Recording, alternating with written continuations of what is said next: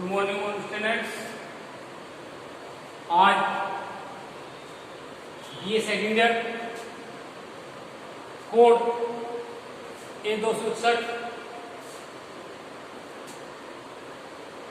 तो टॉपिक का नाम शिक्षा दर्शन का अर्थ, प्रकृति एवं विषय विस्तार। तो हम सबसे पहले अध्ययन करेंगे शिक्षा दर्शन के अंतर्गत शिक्षा दर्शन का अर्थ, अर्थात पहले हम जानेंगे शिक्षा का अर्थ, उसके बाद दर्शन का अर्थ। तो पहले नंबर पर है शिक्षा का अर्थ। तो शिक्षा शब्द अंग्रेजी भाषा के एजुकेशन नामक शब्द का हिंदी रूपांतरण है। और एजुकेशन शब्द की उत्पत्ति लैटिन भाषा के एडुकेटम शब्द से हुई है और यह दो अर्थों में विभाजित है, अर्थात ए या ई प्लस कैटम, यानी कि ई प्लस कैटम। तो ई का अर्थ है अंदर से तथा कैटम का अर्थ है आगे बढ़ाना। इसी प्रकार शिक्षा का अर्थ है जो ज्ञान बालक के अंदर है उसको आगे बढ़ाना, अर्थात एक जो ज्ञान बालक की अंतर्निहित शक्तियों में है उसको बाहर लाना। इसी में अरस्तु महोदय ने कहा भी है कि स्वस्थ शरीर में ही स्वस्थ मस्तिष्क का निर्माण होता है। और शिक्षा के अंतर्गत शिक्षा एक ऐसी प्रक्रिया है जिसमें हम शिक्षा के अंतर्गत जो ज्ञान बालक के अंदर है उसको बाहर लाते हैं, अर्थात उसको रोशनी में प्रदर्शित करते हैं। जिस प्रकार से एक भूखा शेर गुफा में पड़ा हुआ है और अपने भोजन की तलाश में या अपनी भूख की तलाश में और उस शिकार को देख करके तुरंत गुफा से बाहर आ जाता है, इसी प्रकार शिक्षा का भी वही कार्य है जो ज्ञान बालक के अंदर है, शिक्षा या शिक्षक के द्वारा उसको बाहर लाया जाता है। और वर्तमान में शिक्षा के 3 ध्रुव हैं, अर्थात शिक्षा 3 ध्रुवों पर खड़ी है, शिक्षक, शिक्षार्थी और पाठ्यक्रम। इसीलिए और इसमें शिक्षा का जो केंद्र बिंदु है, अर्थात शिक्षा का जो केंद्र बिंदु है वो पहले लोग शिक्षक को मानते थे, परंतु वर्तमान में आज शिक्षा का केंद्र बिंदु बालक को माना जाता है, क्योंकि संपूर्ण शिक्षा प्रक्रिया बालक के इर्द गिर्द घूमती है। उसके सिवा शिक्षक का महत्व भी है, पाठ्यक्रम का महत्व भी है, लेकिन शिक्षा का जो केंद्र बिंदु है वो केवल बालक, छात्र, स्टूडेंट्स है। अब इसमें हम आगे जानेंगे दर्शन का अर्थ। जो तो पहले बता शिक्षा का क्या अर्थ है और अब जानेंगे दर्शन का अर्थ। दर्शन शब्द अंग्रेजी भाषा के फिलोसफी शब्द का हिंदी रूपांतरण है, यानी कि दर्शन शब्द अंग्रेजी भाषा के फिलोसफी शब्द से बना है या फिलोसफी शब्द का पर्यायवाची है। और फिलोसफी शब्द की उत्पत्ति जो हुई है वो यूनानी भाषा के 2 शब्दों से मिलकर हुई है, अर्थात जो फिलोसफी शब्द है इसकी उत्पत्ति यूनानी भाषा के 2 शब्दों से मिलकर हुई है, फिलोस जमा सोफिया। फिलोस का अर्थ है प्रेम या अनुराग और सोफिया का अर्थ है विवेक, ज्ञान या ज्ञान। इस प्रकार फिलोस के शब्द का अर्थ ज्ञान के लिए प्रेम या ज्ञान के प्रति प्रेम, यानी कि जिस व्यक्ति में ज्ञान के प्रति प्रेम होता है, ज्ञान के प्रति लगाव होता है, या जो व्यक्ति ज्ञान को प्राप्त करना चाहता है वही दर्शन अर्थात दार्शनिक भी होता है। अब आगे है दर्शन शिक्षा का विश्लेषणात्मक अर्थ। दर्शन शिक्षा का विश्लेषणात्मक अर्थ। शिक्षा दर्शन एक गतिशील व व्यापक विज्ञान है। शिक्षा दर्शन एक गतिशील एवं व्यापक विज्ञान है। शिक्षा दर्शन के विश्लेषण से निम्नलिखित रूप प्राप्त होते हैं। ये है शिक्षा दर्शन का अगर हम विश्लेषण करते हैं तो शिक्षा हमें एक नए रास्ते पर ले जाती है और यह गतिशील या व्यापक प्रक्रिया। गतिशील का मतलब है जो लगातार चलती रहती, डायनामिक। अर्थात शिक्षा जो दर्शन है, शिक्षा और दर्शन दोनों ही मिलकर शिक्षा प्रक्रिया को आगे बढ़ाते हैं और ये दोनों गतिशील रूप से अर्थात गतिशील डायनामिक होकर चलते रहते हैं। इसमें पहला है शिक्षा दर्शन एक अंग व शाखा के रूप में। अर्थात शिक्षा दर्शन एक अंग व शाखा के रूप में है।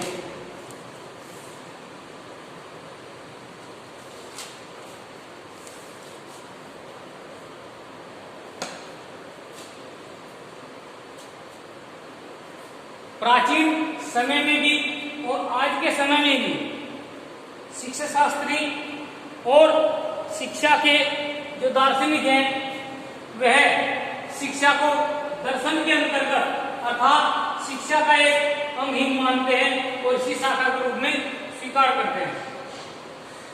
शिक्षा और दर्शन, शिक्षा और दर्शन एक ही सिक्के के दो पहलू हैं। जिस प्रकार से आप लोगों ने सिक्का देखा होगा, सिक्का जो हम बाजार में सामान खरीदते हुए जो हमारे यहाँ की मुद्रा है, तो सिक्का जो होता है उस पर दो तरफ यानी दोनों तरफ कुछ ना कुछ लिखा होता है। अब अगर सिक्का हम देखते हैं और सिक्का और जिस प्रकार से शिक्षा और दर्शन एक ही सिक्के का दो पहलू है। अगर सिक्का एक तरफ से खराब हो जाए या एक तरफ से खत्म हो जाए या एक तरफ से आप उसको बिल्कुल खत्म कर दे और दूसरी तरफ का दिखाई दे तो उस सिक्के का कोई महत्व नहीं रहेगा, तो उसका कोई मूल्य नहीं रहेगा। इसी प्रकार से अगर शिक्षा नहीं है तो दर्शन का कोई महत्व नहीं है और दर्शन नहीं है तो शिक्षा का कोई महत्व नहीं है।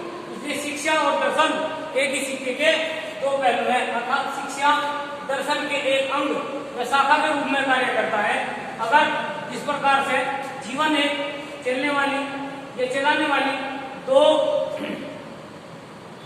यानी घोड़ा एग्जाम्पल गाड़ी जब चलती है उसमें दो पहिए हैं बाई चांस, अगर एक पहिया खराब हो जाए दूसरा पहिया जो है उसको खींच नहीं सकता। इसी प्रकार से अगर दर्शन न होगा तो शिक्षा नहीं होगी, शिक्षा नहीं होगी तो दर्शन नहीं होगी। इसलिए शिक्षा और दर्शन एक दूसरे के पूरक हैं, एक दूसरे पर आधारित हैं और ये है दर्शन और शिक्षा दोनों एक शाखा के और एक अंग के रूप में कार्य करते हैं। दूसरा है शिक्षा दर्शन शिक्षा शास्त्र के अंग के रूप में। शिक्षा दर्शन जब हम पाते हैं तो वह शिक्षा शास्त्र को बढ़ावा देने वाला होता है, क्योंकि शिक्षा और दर्शन एक दूसरे पर निर्भर है, एक दूसरे का सहारा है और एक दूसरे के बिना कार्य नहीं करते। जहाँ शिक्षा हमें सिखाती है वही दर्शन हमें तर्क सिद्धांतों आदि का बताता है। इसलिए शिक्षा और दर्शन एक महत्वपूर्ण या महत्वपूर्ण दोनों एक रूप से अंग है। इसलिए शिक्षा के बिना दर्शन अधूरा है और दर्शन के बिना शिक्षा अधूरी है। इसीलिए ये दोनों एक दूसरे पर आधारित है। जो मैंने अभी पहले बताया था, शिक्षा और दर्शन एक ही सिक्के के दो पहलू हैं और ये कहा है एडम्स ने। आगे है शिक्षा दर्शन दार्शनिक सिद्धांतों का प्रयोग शिक्षा के क्षेत्र में करते हैं। यानी शिक्षा दर्शन दोनों ही मिलकर, शिक्षा और दर्शन दोनों ही मिलकर दार्शनिक सिद्धांतों का प्रयोग शिक्षा के क्षेत्र में करते हैं। अर्थात शिक्षा भी और दर्शन भी, शिक्षा भी और दर्शन भी जो उसके सिद्धांत हैं या उसके दार्शनिक सिद्धांत हैं, दोनों ही शिक्षा के क्षेत्र में अपने दार्शनिक सिद्धांतों का प्रयोग करते हैं। अर्थात जो भी दर्शन के सिद्धांत हैं या शिक्षा के सिद्धांत हैं वे दोनों मिलकर ही इस प्रक्रिया में अर्थात शिक्षा दर्शन में दोनों ही मिलकर कार्य करते हैं। क्योंकि एक अगर कमजोर पड़ जाए या एक कार्य न करे तो दूसरे एक दूसरे पर निर्भर रहते हैं, एक दूसरे के बिना नहीं रह सकता। अर्थात शिक्षा और दर्शन दोनों ही शिक्षा को आगे बढ़ाते हैं, उसमें विकास करते हैं, उनमें वृद्धि करते हैं और उसको एक नया मोड़ देते हैं, एक नया सिद्धांत देते हैं। आगे है शिक्षा दर्शन का विषय विस्तार। शिक्षा दर्शन का विषय विस्तार, तो शिक्षा दर्शन के समूह को अधिक स्पष्ट करने के लिए शिक्षा के क्षेत्र या विषय विस्तार में समझना अति आवश्यक है।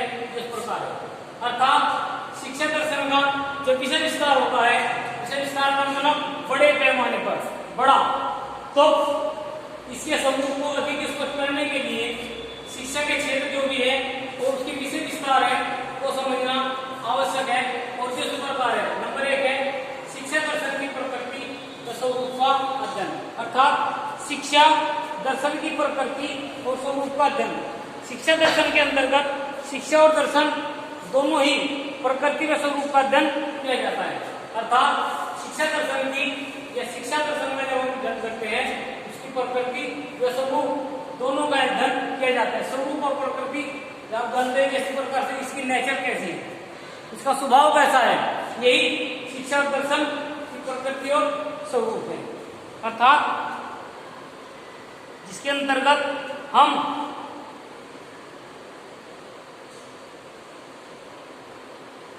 शिक्षा और दर्शन, शिक्षा और दर्शन किस प्रकार वहां प्रस्तुत करते हैं, किस प्रकार अपना कार्य करते हैं, किस प्रकार महत्व की खोज करते हैं, किस प्रकार सिद्धांतों को जानते हैं, किस प्रकार ये एक दूसरे पर प्रभाव डालते हैं।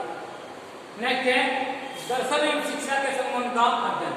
अर्थात दर्शन और शिक्षा का आपस में क्या संबंध है। तो मैंने थोड़ी देर पहले तुमको बताया था शिक्षा और दर्शन एक दूसरे पर आधारित है, शिक्षा और दर्शन एक दूसरे के आश्रित है, शिक्षा और दर्शन एक ही सिक्के के दो पहलू हैं। यानी कि अगर शिक्षा और दर्शन एक दूसरे के आश्रित है, एक दूसरे अर्थात एक ही सिक्के के दो पहलू हैं, यानी कि अगर दर्शन ना हो तो शिक्षा आगे नहीं बढ़ सकती और शिक्षा नहीं होगी तो दर्शन आगे नहीं बढ़ सकता। ये इसलिए ये एक दूसरे पर आश्रित हैं। जिस प्रकार से सिक्का होता है, सिक्का को एक तरफ से खत्म कर दिया जाए, समाप्त कर दिया जाए, घिस दिया जाए या कुछ भी कर दिया जाए, ऑटोमेटिक खराब हो जाए, तो उसके जो दूसरे तरफ की जो वो होती है उसका कोई महत्व नहीं होता। इसलिए दोनों ही तरफ का जब सिक्का अच्छा होगा, उचित होगा, ठीक होगा, अच्छा होगा, तब उस दोनों का महत्व होता है। इसके आगे है शिक्षा के संबंध में विभिन्न दार्शनिक संप्रदायों का अध्ययन। शिक्षा के संबंध में विभिन्न दार्शनिक संप्रदायों का अध्ययन, अर्थात शिक्षा के अंतर्गत कुछ दार्शनिक या कुछ दार्शनिकों ने अपने अपने संप्रदाय दिए। कुछ दार्शनिकों ने अपने अपने संप्रदाय दिए थे। आदर्शवाद, प्रकृतिवाद, प्रयोजनवाद, यथार्थवाद। या वैसे विस्तार से आगे बढ़ेंगे। आदर्शवाद जो आध्यात्मिक होते हैं, प्रकृतिवाद जो प्रकृति में विश्वास करते हैं, और प्रकृतिवाद और आदर्शवाद को मिलाकर एक नया वाद बना है जिसका नाम है प्रयोजनवाद। और यथार्थवाद होता है जो वस्तु को उसी रूप में स्वीकार करता है जिस रूप में वो उसे दिखाई देती है। अर्थात यथार्थवाद के अंतर्गत जो जिस वस्तु को हम जिस रूप में देखते हैं वो उसी रूप में स्वीकार कर लेता है। विस्तार से आप इनके बारे में आगे बढ़ेंगे। अब इसके बाद है दर्शन के संबंध में विभिन्न पहलुओं का अध्ययन। अर्थात दर्शन के संबंध में विभिन्न पहलू कौन कौन से हैं जिसके अंतर्गत आप उनका अध्ययन करते हैं। तो दर्शन के अंतर्गत विभिन्न पहलू है, यानी दर्शन के अंतर्गत जो विभिन्न पहलू है शिक्षा के उद्देश्य, इसका पाठ्यक्रम, शिक्षण विधि और विद्यालय शिक्षार्थी पाठ्यक्रम, ये सब दर्शन की विभिन्न पहलुओं को अध्ययन है। अर्थात शिक्षा के या दर्शन के संबंध में विभिन्न पहलू कौन कौन से हैं? बालक शिक्षार्थी, शिक्षक, पाठ्यक्रम, शिक्षण विधि और अनुशासन, शिक्षा की परिभाषाएं, और ये सब इसकी विभिन्न पहलू नेक्स्ट है शिक्षा की विभिन्न समस्याओं का अध्ययन, अर्थात शिक्षा की विभिन्न समस्याओं का जो अध्ययन है वो शिक्षा दर्शन के अंतर्गत शिक्षा की विभिन्न समस्याओं का अध्ययन किया जाता है। शिक्षा के अंदर शिक्षा में जो जो भी समस्याएं हैं उनका या उन सब का समस्याओं का अध्ययन शिक्षा और दर्शन के अंतर्गत ही किया जाता है, क्योंकि दर्शन जहां हमें सैद्धांतिक है वहीं शिक्षा उसका अनुसरण करती है, अर्थात जहां शिक्षा चलती है तो दर्शन उसके पीछे पीछे चलता है और जहां दर्शन चलता है शिक्षा उसके पीछे पीछे चलती है। ये एक दूसरे का अनुसरण करते हैं। शिक्षा और दर्शन एक दूसरे से बंधे हैं, एक दूसरे पर आश्रित है और एक दूसरे के बिना एक के बिना दूसरे का महत्व नहीं है और दूसरे के बिना इसका महत्व नहीं है। अर्थात शिक्षा के बिना दर्शन का कोई महत्व नहीं है और दर्शन के बिना शिक्षा का कोई महत्व नहीं है। इसलिए एक दूसरे पर आश्रित है, एक दूसरे के पूरक है और एक दूसरे के अर्थात एक ही सिक्के के दो पहलू हैं। नेक्स्ट है शिक्षा, इसके अंतर्गत समस्याओं का अध्ययन। इसके अंतर्गत कुछ हमारे पाश्चात्य जो है पाश्चात्य दार्शनिक या विद्वान थे और कुछ भारतीय शिक्षा शास्त्री है। तो इन सब शिक्षा शास्त्रों में जो है पहले से बनेंगे पाश्चात्य शिक्षा शास्त्री। ये जो पाश्चात्य शिक्षा शास्त्री थे ऐसे वेस्टर्न कल्चर के अंतर्गत जो हमारे शिक्षा शास्त्री हुए हैं उनमें यानी उन्होंने शिक्षा और दर्शन के बारे में आगे विस्तार से बताएंगे हम आपको। तो उनमें है पाश्चात्य शिक्षा शास्त्री में है जैसे सुकरात, प्लेटो, अरस्तु के गुरु प्लेटो के गुरु सुकरात का शिष्य प्लेटो का शिष्य अरस्तु, रोबेर, Herbert Spencer, Rousseau, John DV.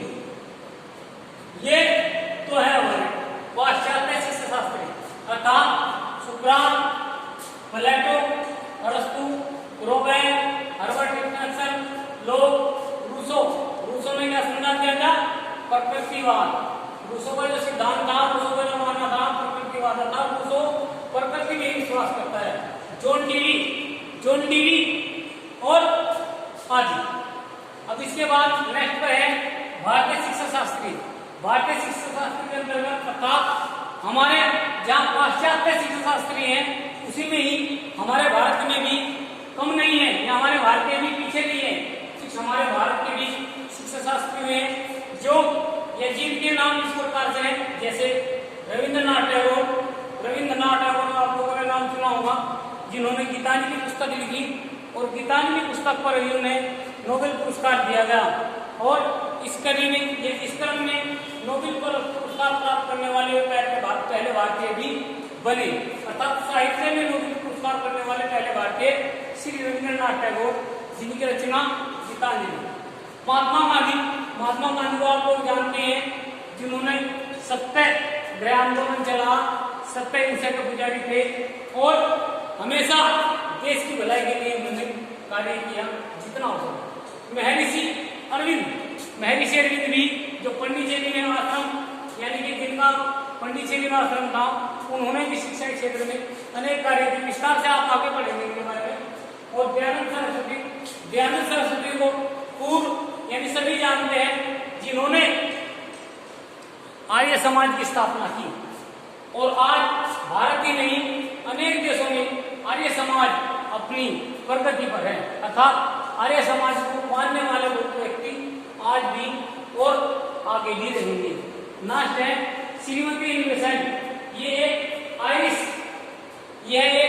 Irish महिला थी जो भारत में घूमने के लिए आई थी और भारत में जब घूमने के लिए आई तो यहाँ की सभ्यता, संस्कृति, शिष्टाचार, व्यवहार इन सब को देखकर भारत की बनकर रह गई, अर्थात भारत में ही बस गई। और श्रीमती एनी बेसेंट महिलाओं में भारतीय राष्ट्रीय कांग्रेस की प्रथम अध्यक्षा भी रही, अर्थात श्रीमती एनी बेसेंट आयरिश महिला थी जो भारत के व्यवहार, नेचर और यहाँ की रहन सहन, सभ्यता, संस्कृति को देखकर ही हो गई। और यह भारतीय राष्ट्रीय कांग्रेस तथा कांग्रेस आई पार्टी की प्रथम महिला अध्यक्ष भी बनी। तो ये थे हमारे कुछ शिक्षा शास्त्री। इसमें जो आप लोगों ने पढ़ा शिक्षा, दर्शन का अर्थ, फिर दर्शन का अर्थ, फिर शिक्षा का अर्थ, फिर इसका विश्लेषणात्मक अर्थ, इसके कुछ पॉइंट, शिक्षा दर्शन का विशेषता, शिक्षा दर्शन की प्रकृति स्वरूप, इनके बारे में आप विस्तार से आगे पढ़ेंगे। और ये इनके बारे में, उनके बारे में आप लोग आगे बढ़ेंगे। अर्थात पाश्चात्य शिक्षा शास्त्री और भारतीय शिक्षा शास्त्री, इन सब के बारे में विस्तार से पढ़ेंगे आप आगे। ये तो केवल नाम थे, कुछ थोड़ा पता, ठीक है। Thank you.